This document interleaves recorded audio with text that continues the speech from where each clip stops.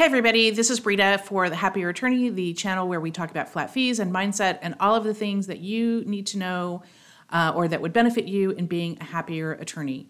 And today we're going to be talking about coaching and the benefits of coaching, what you should look for in a coach, and some of the pitfalls of coaching. Okay, so I have been practicing since 1997. I've had my own practice since 2000. And when I started, we didn't have coaching. We had Jay Foonberg's book on how to run a law firm, and that was it. And so recently there has been an influx of business coaching in the legal world and marketing coaching. And I think that's overall great. But you do need to know what to look for and what not to look for to make sure that it's a right fit for you. So that's what this video is about. So for those of you who are new to coaching or just want some more information about it, here's what good coaching can do. And when I say good coaching, coaching is like anything else in the world, any other profession. There are amazing coaches who will change your life. I mean, holy crap, change your life. There are coaches who, maybe are fine. They don't really bring, don't make a lot of change, but they don't do harm. And then there's bad coaches, okay? Just like anything else. But coaching is also, like dating or hiring an employee. Just because you tried it once and it didn't work out the way you expected it to, you don't just say, well, I'm never going to go on a date again, or I'm never going to hire an employee again. Well, sometimes people do. But don't let one bad experience or two bad experiences stop you. You just keep going and you keep going and you learn better. You hire better. Okay? So what does coaching bring to the table? What does good coaching bring to the table? So a good coach is going to give you some strategic guidance. You should be having some actionable plans, or at least some sort of, learning involved, obviously, okay? A good coach is going to give you an objective perspective, because all of us, we only see things from our viewpoint, and generally we see it through just a little hole like that, okay? And we don't see our own blind spots. We don't see all of the things around that little hole that we're looking through. And a good coach is going to point out all of the things outside that you don't see. And that, to me, that's one of the best reasons for coaching, because I don't see what I don't see. Neither do you, okay? Accountability. A good coach, either formally or informally, is going to keep you accountable. No, I'm going to back up. A good coach is not going to keep you accountable. That's putting a job on the coach that's actually yours, okay? It's not the coach's job to keep you accountable. It's yours. There are some programs that, okay, what did you get done this week or whatever. That's not in my program, but I certainly remind my clients when they have said one thing and then they're doing something else. So that's accountability. But there should be some sort of accountability. Again, skill development, you should be learning what you're supposed to be learning in the program. Problem solving. A good coach is going to help you work through the problem. Again, a good coach is not going to give you the answer. I know everybody wants the answer. That's not what a good coach is going to do. Be aware of the person who just gives you the answer. A good coach is going to help you learn how to get the answer, solve the problem, okay? I know. I just want the answers too, okay? Personal development. Depending on the program, you're going to get some personal development probably in the form of looking at things a different way, maybe tweaking your mindset, maybe seeing possibilities that weren't there, maybe how you are viewing money or feel about business or whatever is going to need to change. A good coach will help you work through that, okay? A good coach is going to help you with resiliency and emotional intelligence. Even, coaching is so valuable, even just to know that you have some support, that you have someone who's just willing to sit with you in the bad times, to tell you, you know what? It's okay. You got knocked down. Maybe you got your ass kicked. We're going to get back up. That alone is worth the money in coaching. Really. Having that support, much less the support of someone who's actually done it, who's actually been there, is invaluable. I'll never forget when I started the Happier Attorney, one of my coaches, I just started this program. I had done the things that I was supposed to do, or so I thought. Looking back now, it's almost laughable. I'm like, oh. And I opened up the program for a week. And when I closed it on a Friday, I had sold 0 courses. 0. And I was devastated. I'm like, oh my gosh, this isn't working. I'm going to have to go back to practicing law. This great idea just blew up. This is horrible. I was in a bad place. And thankfully, I reached out to my coach. And his response was not what I wanted, but it was what I needed. He said, good. What are you talking about, good? I wanted to tell him to, F off. He's like, what? Find the problem. Solve the problem. Have a pity party for yourself tonight. That's fine. And then tomorrow or Monday, whatever, you get up and you figure it out. What went wrong? Or did you have unrealistic expectations? I had completely unrealistic expectations, looking back at it. And guess what? I did. I figured it out, okay? So you will get some personal development, okay?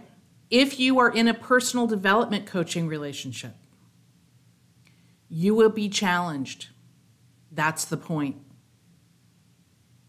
You will be invited to go places that are not pleasant. That's the point.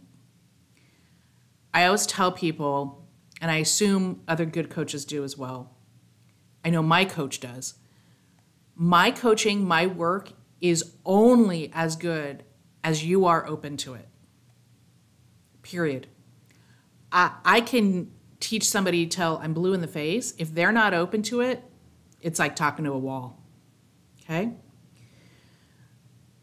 You might get some networking connections. That, to me, is not a reason to join a coaching program. I have one client who was in another coaching program who was reluctant to leave it, even though she wasn't getting anything out of it, even though there was ethical issues, and even though she couldn't afford it, because her friends were in it. I'm like, well, for what you're paying, you could go and see all your friends, okay? So to me, that's not a reason to join, but okay. Good coaching helps with succession planning. If you are ever planning on selling your practice, it is going to be valuable to have the learning involved, to have the SOPs involved, to have the foundation that good coaching has helped you provide, okay? The most important aspect of coaching for me is the feedback and reflection. The takeaways. What are you learning? Not the strategic, the how-tos. What are you learning about yourself? How are you improving as a human being? How are you getting better yourself? And honest feedback is so important. Honest feedback with good motivation. Now, anyone who's ever worked with me knows it is not for the faint of heart. I am very direct and I do not hold back. I would much rather slap you with the truth than kiss you with a lie. With that said, I think I'm fair, I hope, and kind. When there is feedback that is shame-based, that's a problem. And I would run from a coach that shamed anybody. Anybody. And I've seen a lot of that. A couple people come to mind, I'm not going to name them, very famous coaches, some in the financial realm, some in personal development, who seem to shame their people. There is no growth in shame. So if a coach is shaming someone, embarrassing them, shaming them, There's no other word for it. That is something, I don't care if they are teaching you how to get lottery numbers that work. I don't care what they're coaching you on. Run. Okay? My experience with coaching. So those are just some of the benefits of coaching. Let me tell you, coaching can change your life. Absolutely change your business, change your life. You don't know everything. You're not expected to know everything. You're an attorney. You're not taught to, if you wanted to run a business, you would have gone and gotten your MBA. If you wanted to learn how to market, you would have been a marketer. But you do need to know the basics. You do need to at least know what to look for even when hiring. So, and again, that support is incredibly necessary. We don't know what we don't know. And to try and just do it all ourselves is foolish. And I know that I used to think, and I've heard it from others, so, I don't think I'm alone. Well, I'm smart enough, I should be able to figure this out myself. It's get your ego out of this. That is your ego getting involved, and that is going to harm you so badly. Get your ego out of here. I used to read book after book after, I don't know how many business books I've read, how many marketing books I've read. And then you go with a good coach, boom, boom, boom, boom, boom, boom, boom. It's amazing, okay? So my experience with coaching, I have had a couple business coaches. I have had one direct marketing coach. I've been in 5 different marketing coaching programs. I have had intense personal development coaching with who I consider to be, if not the best, one of the best personal development coaches in the world. I've had good experiences and I have had bad experiences. And then I've had life-changing, oh my gosh, where have you been my entire life experiences. Here's what I will say, even the bad experiences, and one of the most costly to me, I will say that I have learned from every program, every coaching experience. I've learned some skills, I've learned some things, and even if it's that I learned what not to do, that I will never do that to anyone else, what was done to me. When I look back, evidently I needed to learn that. And it sucks that I spent a crap ton of money learning it. I mean, in some cases, anyway, hundreds of thousands of dollars. I needed to learn that. And in the big scheme of life, was it worth it? Okay. But even those experiences that were really bad, yeah, you're going to be gun shy. Woo, don't want to do that again. That hurt. I've chosen not to stop because I still need to know the things. I still need the help. Still need the support. And my business and my life is still better as a result of doing coaching, okay? Here's some questions to ask when you are evaluating a coaching program or a coach, okay? 1, these are all from my direct experience, okay? What is their refund policy? Now, with that said, if you go into a program trying to find an escape hatch, the program's not going to work because you're not buying into it.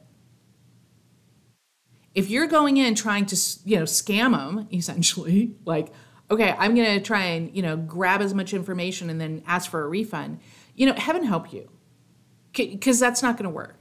If you think you're going to have a successful business with that mentality, good luck to you, okay?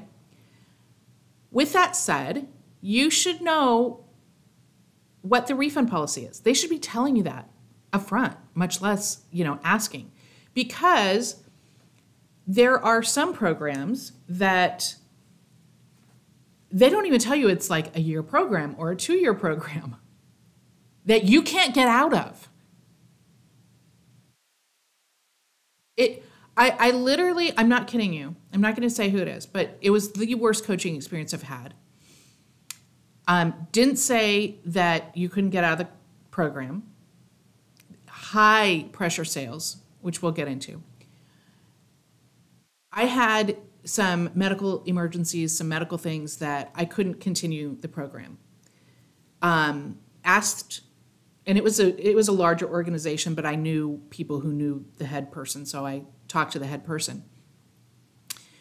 I didn't expect to get any refund for, part of the program that I had completed or any of the intellectual property. I just wanted out, and maybe something for, the next 9 months of coaching that I wasn't going to be able to participate in. This guy literally said that they don't do that.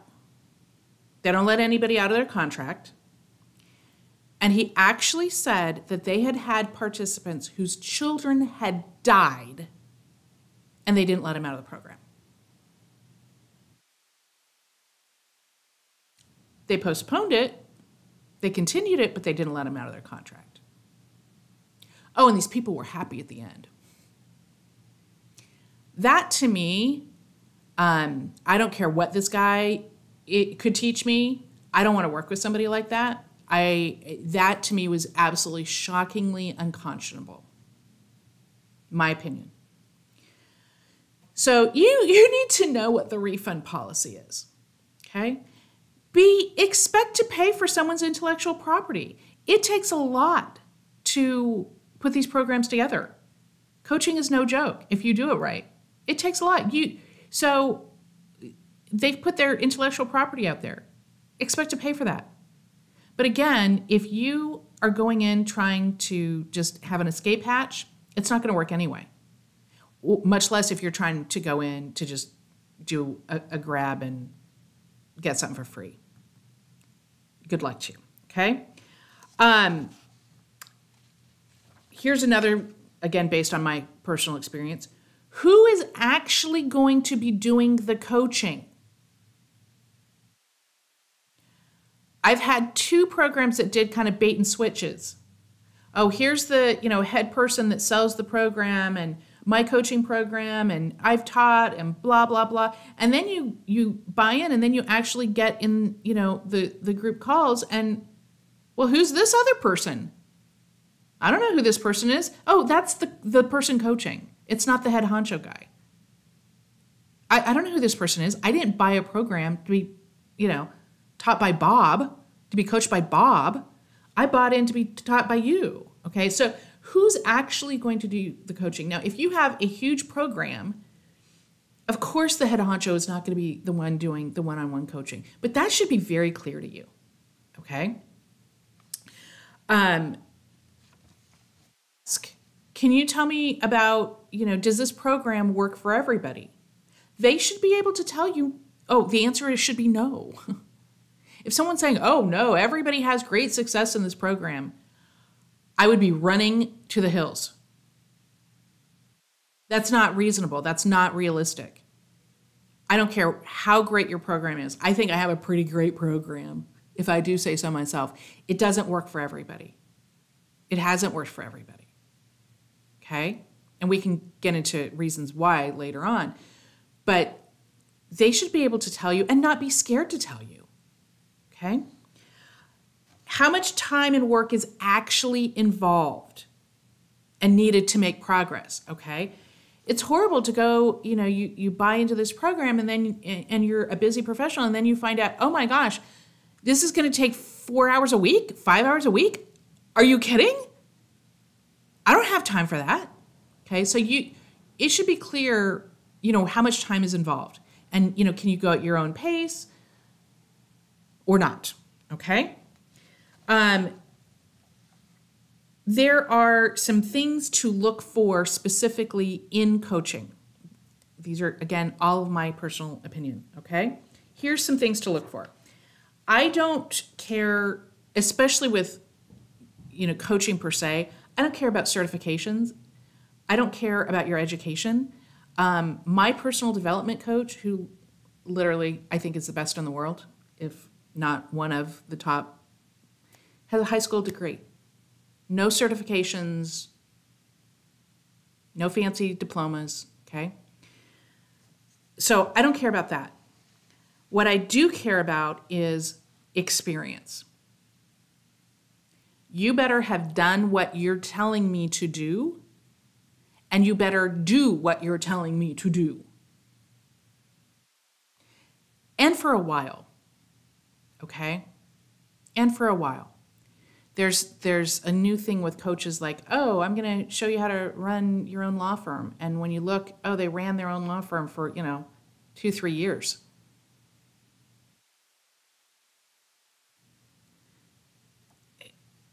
What I'll say about that is, it's pretty easy to get a plane off the ground. Almost anybody can get a plane off the ground. What matters is that you know what to do when the engine fails. That's why experience matters. Experience in doing what they're telling you to do. Because it's one thing to, teach from a book or in theory. It's another thing to say, oh no, I've been there, and this is how I actually handled the problem. Okay? They should walk the walk. That's critical. Absolutely critical. I met up with a business coach of a well-known program for attorneys.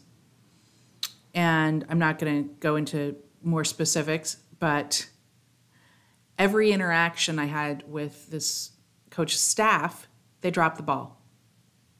Like 3 times. Big ball drops.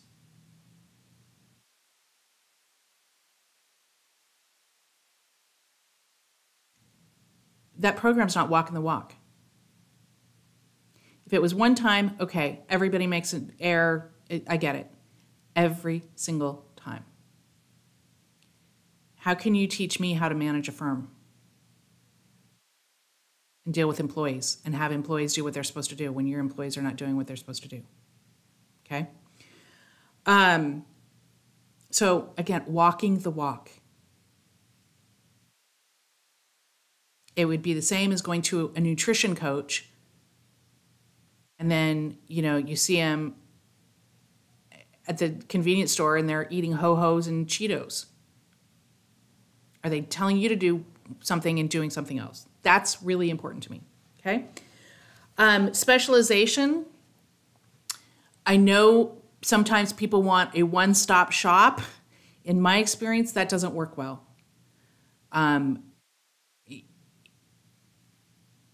It takes a lot to master a few areas of life. Just like in your legal practice, if you're in a small town, you might have to do more than one practice area.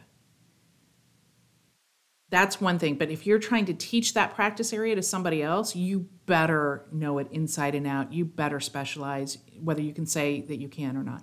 You better know your stuff inside and out. So when you're going to someone, if they say, we can help any practice area, we can do any size firm, we can do all of the things with business management, all of the things with marketing, all of the things with employees. Okay, that's up to you. That would make me, curious, okay? Is the program a good fit for you? I've learned. I wanted marketing. I didn't check into the program as to what it really was. I thought they were going to be doing more than... I'm not a technology person. It was all based on tech, and it was a disaster. It was a disaster. Okay? So is it a right fit for you? If you don't like public speaking, you better know that their program is all about marketing with public speaking. Okay? I'm not saying don't push your comfort zone. Absolutely push your comfort zone. But it needs to be a right fit for you. The the personality of the organization needs to be a right fit for you. All right? If you go to their sales pitch and they are all about rah, rah, and, reminiscent of like a revival, and that's not for you, you need to pay attention to that, regardless of what you think they're going to teach you in the program. Okay? Don't get caught up with we're going to make you X amount of money. If it's not a right fit, it's not a right fit. Okay? Ask for references from past clients or testimonials. Okay? References are a little,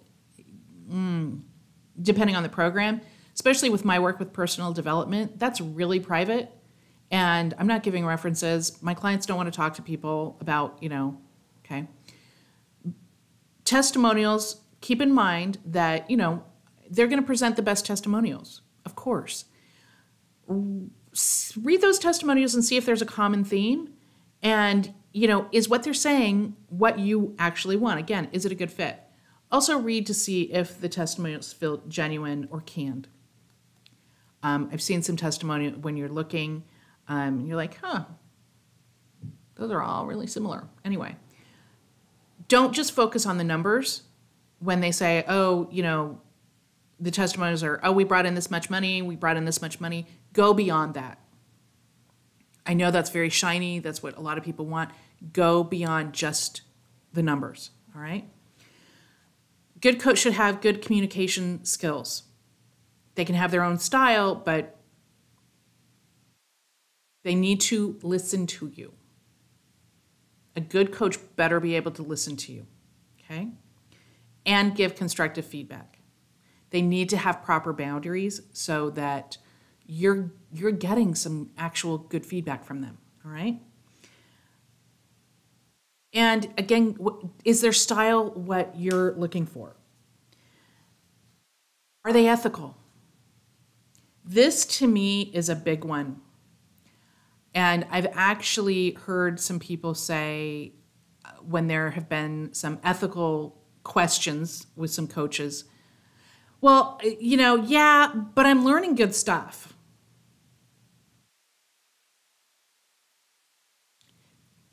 That's up to you.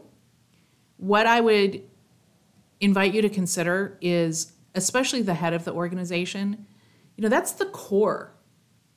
All of my coaching comes from me. Everything about my coaching program is a direct extension of me, as with every other coaching program, even if it's a big corporation.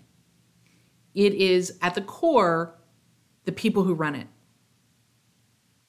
And if that is unethical, if there's some rotten, if there's some, we're going to look the other way, or we're not going to walk the walk, it has to infect every other thing in their entire practice. You can't have it both ways. You can't go left and right. And I'm not talking about, mistakes. I'm talking about, do these people do the right thing, even when it's hard? Period. And if they don't, that, of course, is going to infect everything else. All right? So please don't be seduced by but these people are getting good results, so it doesn't really, we're just going to ignore that. That will come back and bite you. It will. Even if it's just by association. Okay? What some of the things to be aware of is a good coach is going to, again, help you find the answer that you already generally know. Yes, there might be some new skills, there might be some new knowledge, some ahas, but fundamentally, a good coach is bringing out your best and your answers so that you have the answers, not the coach. So if there is a coach who is preaching that they have all the answers, they're the savior, that's a problem. That's a problem, and I would run. Again, Information, great. Experience, great. Help, great. But where they're almost creating a dependency on them, that's a problem.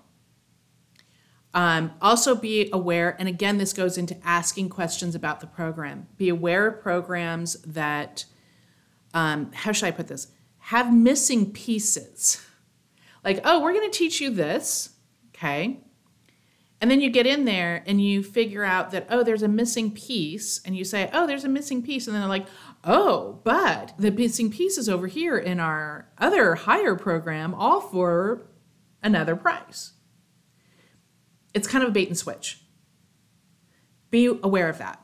Also be aware of what materials and knowledge you leave with. I don't know how many programs are like this. I know of one that you learn some things and then it's, if you're out of the program, you don't get to use any of the things. I'm not talking about copyrighted material. I'm talking about overall theories, which, I'm not going to get into, whether that would be enforceable or not. But to me, that's an issue. Certainly something that you need to be aware of before you enter into it, okay? Be aware of quick fixes. Again, if somebody is telling you, making unrealistic promises and guarantees and rapid, immediate success, run. Business and personal development take time. With that said, there's nothing faster than learning flat fees. Literally, you can, if you have clients and you do the things, you can make tremendous progress quickly if you have the right mindset. So it is possible, but just be aware of anybody like, get rich quick, okay? I use mashed potatoes all of the time. Instant mashed potatoes are pretty gross, okay? Good mashed potatoes take some time, right? Obviously, there should be a contract or agreement, and you should have plenty of time to read it. Now, it might just be the service agreement, like if they have like a video course, okay? Read it, okay? Watch out for any unprofessional behavior. Pay attention to that. Watch out for any high-pressure sales tactics. And here's the thing. When I started learning how to do coaching and how to do courses, I took a bunch of courses on it, and that's what I was taught.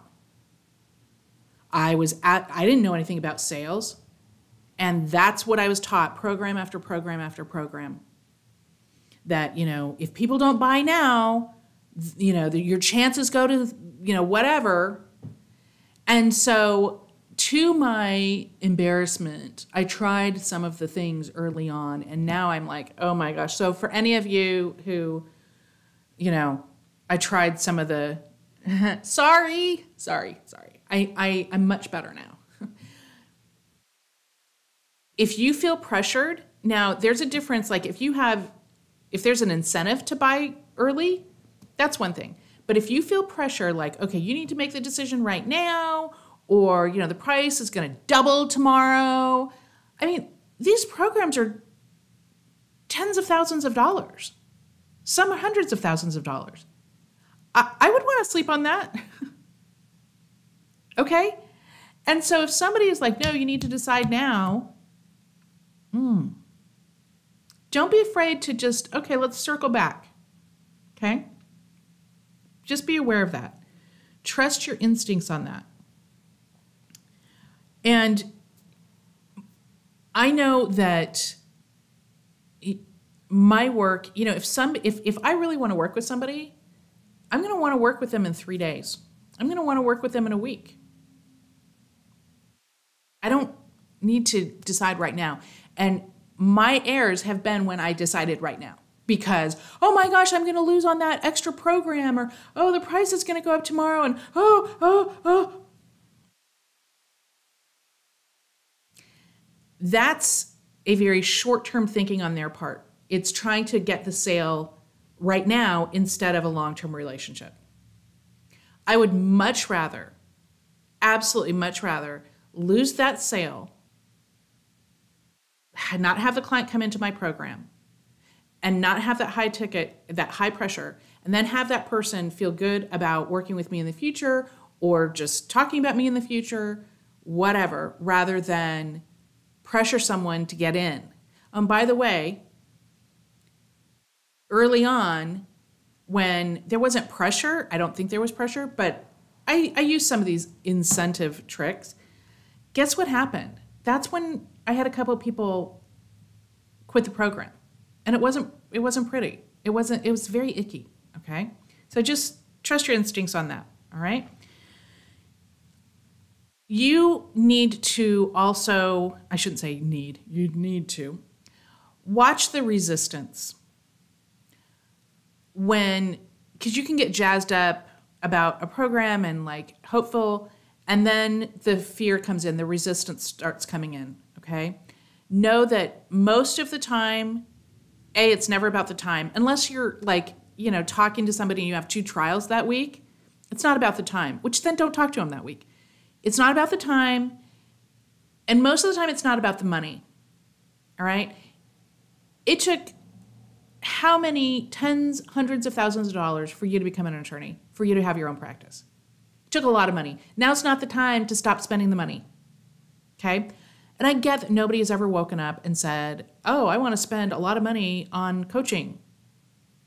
Guess what? Nobody has ever woken up and said, oh, I want to spend a lot of money on attorney's fees, okay? They do it because it's necessary.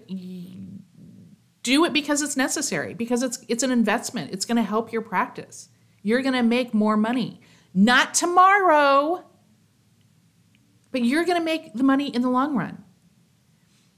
And in this competitive environment, with so many attorneys out there, you best get some coaching.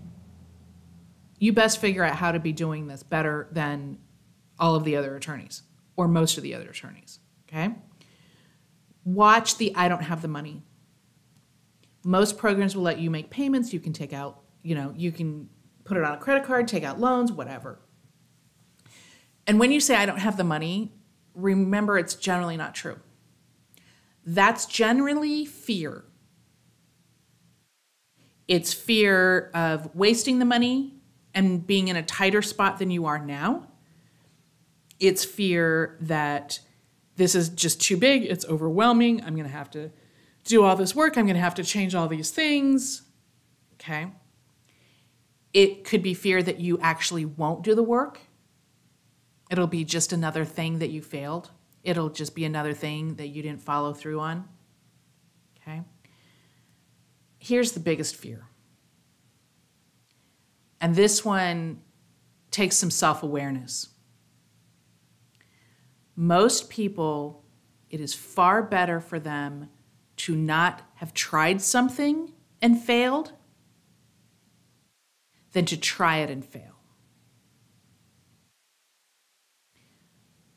Most people would rather have their business, their law firm, struggle or failing as a result of not trying, not playing full out, not doing all of the things, rather than take that chance and play full out and risk it not working. Because then the thinking is there's something fundamentally wrong with me. That's the biggest resistance. I think, in my opinion, that's the biggest reason that people don't play full out. That they don't just give it all they've got.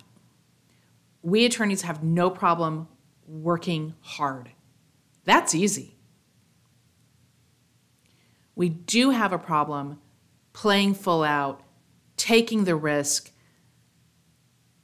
leaving it all on the court. I'm going to give this everything I've got. And if that means posting videos when I think people are going to laugh at me, so be it. If that means risking money, so be it. We're really scared to take that risk. And the people who succeed are the people who do the things that they don't want to do every day. Period. Okay? You also need to get real about coaching programs. No coaching program, I said this before, no coaching program, regardless of the price, is going to be effective if you are not open to doing the work, open to seeing things in a different way, and actually do the things. I'll never forget I've only had a few people quit my program, but one of them wanted out and didn't get anything from the program, and quote, he was not a happier attorney. Well, I can go and see what, at least and he had not attended any coaching calls, and I can see what he did in the video program. He didn't do any of it. And I looked and on his Facebook, and it was clear that there were some financial issues, which he denied.